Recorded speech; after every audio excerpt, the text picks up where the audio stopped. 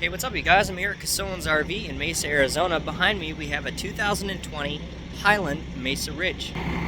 Model number on this 2020 is a 2802BH, and I'm going to show you what makes this floor plan a little bit unique compared to some that you probably haven't seen this before, or at least the layout with this. At least I haven't, so I'm excited to show you that today. We do have one slide out over here on the, you could call it the passenger side of the RV. We've got some black and white accents here on the outside. Pretty standard when it usually comes to paint schemes with the newer travel trailers. This is a 2020. It is pre-owned, but it hasn't been used too much.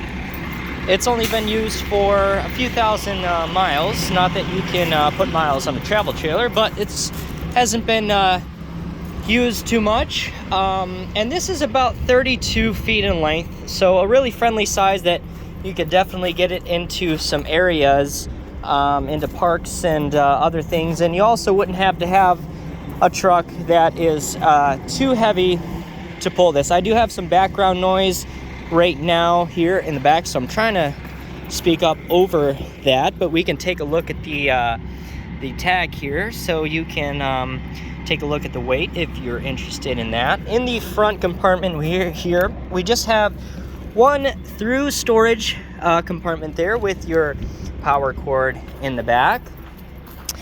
In the back here on the back left hand side is where your power hookup is, your docking station. And this is the part of the model which is special to this RV. If you're watching the video, you're probably confused if you know about RVs, because there's a door over here on the I guess you couldn't say, sorry, I think I said passenger side earlier. I guess it would be the driver's side of the travel trailer. But there's a door over here on the back side of the travel trailer, and there's also the same door over on the other side. But we're gonna head in here in a second, and I'm gonna show you why they put a door there on the inside of this. We've got just the Mesa Ridge light emblem there on the back with a back ladder there. And I'm gonna pause the video, walk around over on the other side. Before I get too far over on the other side, we do have the automatic jack here in the front, which is very nice, not having to manually throw that up on your vehicle. We have propane tanks, and we have a 12-volt battery right behind that. Here we are in the back of the travel trailer. In the back, you do have an outside kitchen. You have a mini refrigerator. You've got a sink, and let me see if I can manage this with one hand here. But you've got the back sink, you've got the back stove, you've got a little bit of storage back here. You also have outlets both on the left and right hand side with a light switch. You do have a nice big awning over on this side of the RV, almost the entire length of the travel trailer. And you do have an LED light strip underneath that, which looks really good at night. Of course, we're here during the day in Mesa, Arizona. All right, so here we are at the entry of the RV, heading on in. Over to my left-hand side, this is a bunkhouse model.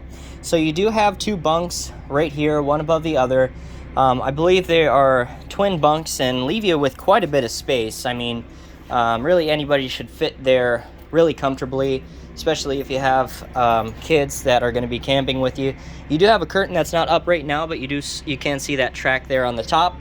If you want to close off that curtain, you have a ladder right here in front to access that top bunk, as well as outlets both on the bottom and the upper bunk, as well as a light and a window that does open up for a breeze there. It's actually, I believe, one of the emergency exits, but also just opens up there in the back. Right across from the entry door, we have two recliners.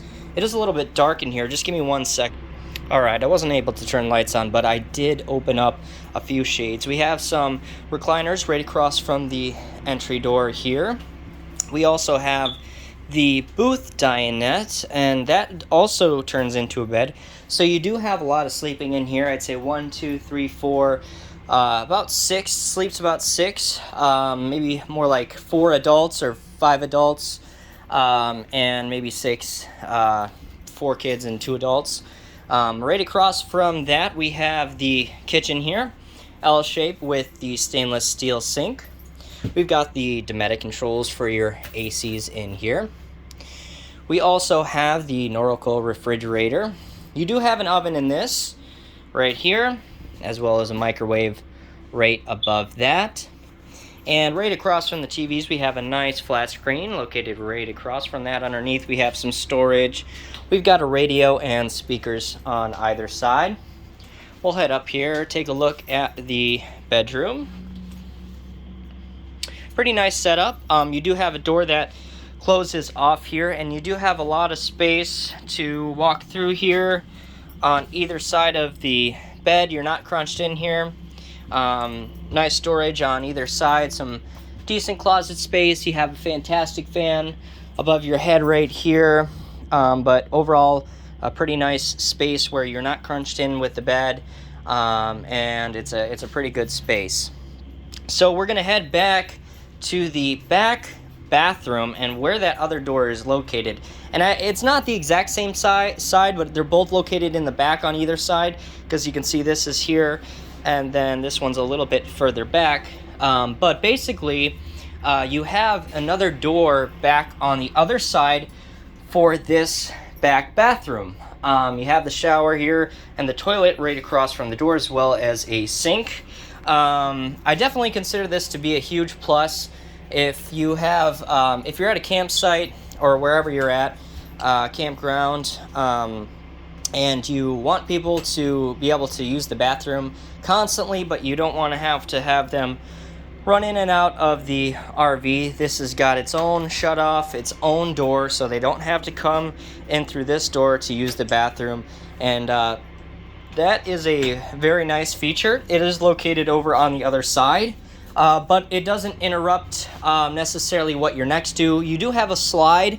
You can see the slide on the inside here for the booth and the couches, so that is going to have to be out, so it's not as if whatever you park next to, the door is going to come out and hit whatever you're next to, because you're going to have the slide out and make room for that, and the door is not going to come out as far as the slide at all, so it doesn't really affect what you're going to be able to park next to. It's just a nice extra feature, I think, with this floor plan that kind of helps, especially in a situation where you're camping and you want to have people be able to go in and out. And just I would say a lot of what people are going to use it for too is you're going to be doing stuff. I mean, if you think about it, if you're camping on either side of the RV, mostly over here on this side where the awning's at, but I mean, how many times are you on either side of the RV? Or if you're going this direction or this direction, well, you can use either door and have everything, whether it's on one side or the other right there. It's just nice to have this extra space